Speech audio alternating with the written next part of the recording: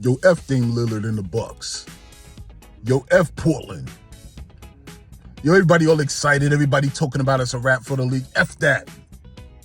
F that. I'm sending nothing but bad juju their direction. Ancient spirits of evil. Okay? They ain't gonna win nothing. They ain't gonna do nothing. Okay? Plans don't change. Plans have not changed. Giannis will be a New York Knick. And they ain't gonna do nothing. We still gonna be the king when we get back to the streets. Let's talk about it. We ain't got no fear of the Milwaukee Bucks. Zero fear. I'm here to talk my talk today about the Bucks, Lillard, and the Freak here on Knicks Deli.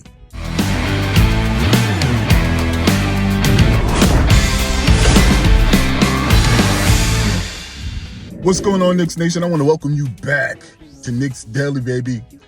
I just want to thank you all for joining me today. I wanted to hop on here real quick. I know the Damian Lillard trade has happened, and I hesitated to do this video because at first I was a little bit salty. I wasn't salty because Dame went to the Bucks necessarily. Stop the cap. Yeah, I was.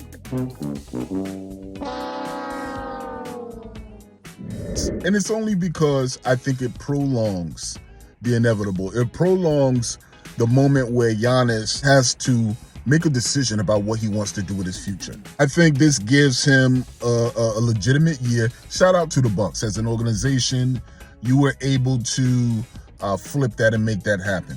But it does give Giannis an opportunity to reflect on what he wants to do.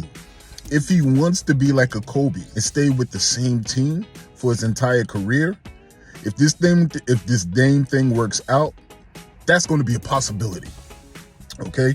So let's get that out of the way. That's one.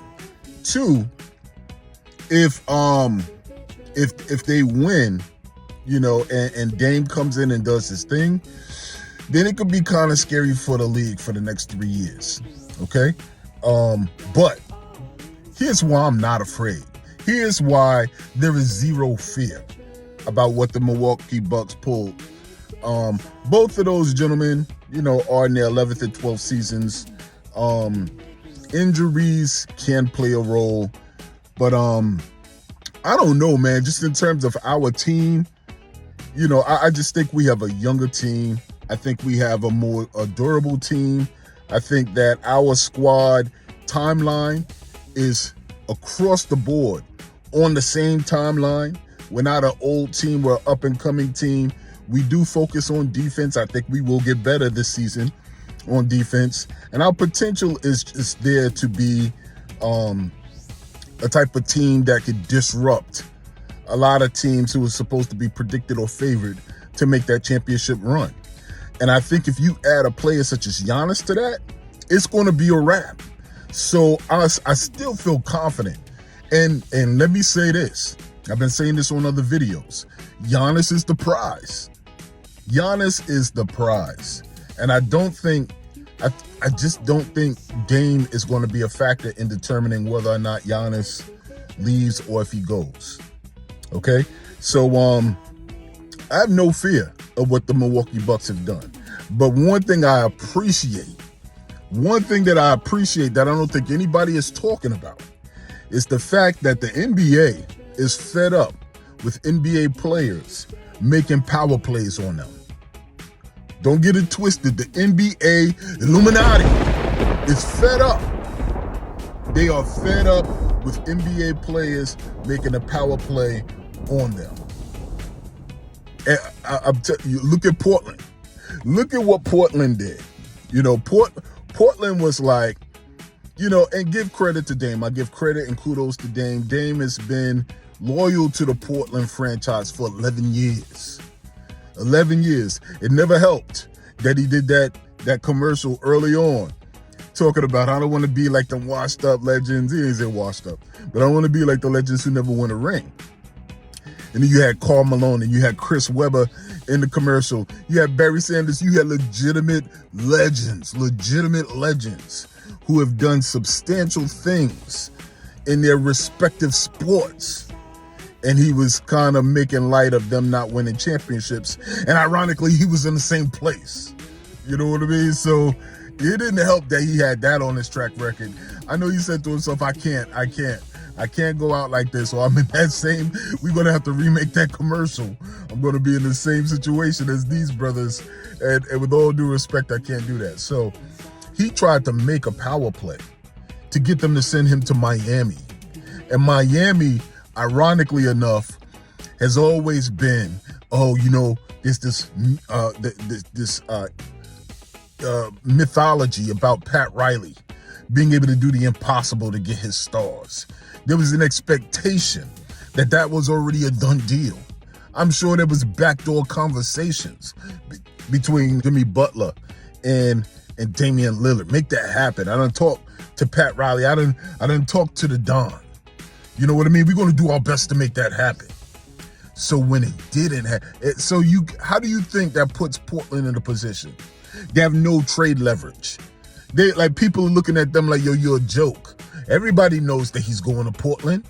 Everybody knows that other teams are backing away because he said, I want Portland. Okay? How you going to make a trade demand? Tell a team where you want them to send them, or say, if you don't send me there, don't send me anywhere. That's not how it works.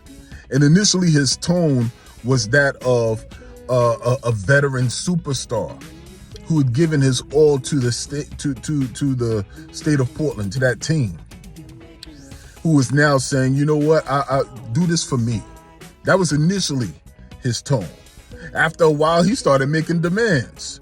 And if I was Portland, I would have been the same way. Like, yo, I sign your paychecks. And some people won't agree with me, but I don't care. At the end of the day, you know what I mean? Like, if this is my business, this is my business. Okay? And that's how Portland started reacting, man. They were just like, they went silent. Conversations that stopped, and they start working behind the scenes. Because this was a moment where they can say, all right, I'm gonna do several things. I'm gonna send you somewhere you don't want to go. And that'll make me feel better when I sleep at night. But I ain't gonna disrespect you. I'm gonna send you to a place where you can win. But you ain't going to Miami. You ain't going to these Miami streets, these Miami beaches, okay? To see those Miami beaches. You ain't going there. We're gonna send you to see those Milwaukee beaches. The Midwestern beaches, you know what I mean? The winter beaches. You're gonna go there. But you're gonna play with one of the most dominant forces in NBA history. You're gonna play with the freak. You're gonna go see a different. You're gonna go see a different type of freak. Okay, not the ones in Miami, but that one in Milwaukee. Okay, and so this way we keep our PR intact. We keep our PR intact. They can't say that we did an NBA legend dirty. They can't say that. We took care of them. And, we got, a little something back, and we'll move on from there. But the NBA is tired of it. They're tired of the KDs going to a super team. They're tired of a LeBron James creating a super team. They're tired of a James Harden demanding his way out of team and contractual obligations masterfully. They're tired of a Kyrie disrupting the whole situation, saying he wants out as well. They're tired of it. And you know that these owners are speaking behind the scenes about it. And little by little, every opportunity that pops up, they're doing their best to disrupt it and figure out a way to level the playing field so that player empowerment recedes some. And it's back to an owner's responsibility to put in place a management and an administrative team, a front office that could create a champion. And thankfully, our New York Knicks, and it's not thankfully we had to do it out of necessity, because one thing that remains present, I hear a lot of people complaining, why does every other team seem to be pulling off those type of trades than to have the New York Knicks pull off those type of trades? Y'all act like the New York Knicks has something to do with that. No matter what you may think, no matter who the players may be, no matter how disgruntled the organization is and how whack of a situation, they want their player that they're sending off to go into, depending on what that relationship is. They will never They will never work with New York. That's the one thing. Every other team outside of the New York market, including Brooklyn, every other team would prefer to work with each other than prefer to have the largest market in the NBA be up. Don't get it twisted. I don't care how many positive relationships we build. I don't care how stable of an organization. They would prefer that we would be unstable. They'd prefer that. They'd prefer that we would be in disarray. They prefer for the largest, most lit market in NBA to be down and stay down. They want to keep their foot on our necks. They want to. Because the day we start pulling things together, which is today, it's going to be a wrap for the league in terms of other income and other funds that are coming in, other streams of revenue. It's going to be a wrap for them. It's going to be a long tenure where everybody else is dry season. You just got to sit down, ride out the wave. And that would have been the case if Giannis came to a market like New York, which is why I still hold out hope. That young man has done great things in this league in a small market. His legacy is cemented. Even with one chip, his legacy is cemented. But he is a player that looks for challenges. And there is a such thing as a seven-year itch. Y'all know it. If any of y'all Knicks fans are out there, you married, the 7-year itch in terms of marriage terms represents that year where members of a marriage, participants in a marriage, start reevaluating the situation. You know, it's not an official type of thing, but it's around that 7-year time. And the same thing applies to Giannis and any NBA player or NFL player. There's a year, and it's usually around the 7th year, where they start reevaluating. Do I want to go in another direction? Am I jaded?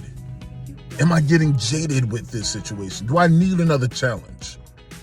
And what challenge would fulfill that desire for me? And what is a situation that'll place me in a situation where I just have to focus on being the best version of myself because my team has the components around me to help me reach the destinations that I'm trying to go to.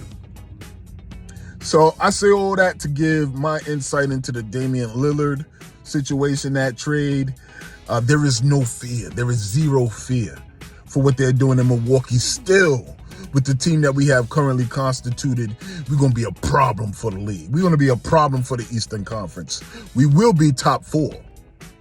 We will be top 4. Anybody can move the way they move. We will be top 4.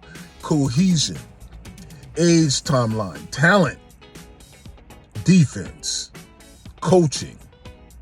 Top 4, your New York Knicks. What say you? Keep in mind, same thing applies to life. That applies to our team. If there is no struggle, there's no progress. And remember this, everybody eats here in Knicks Deli. I'm Shea, your host.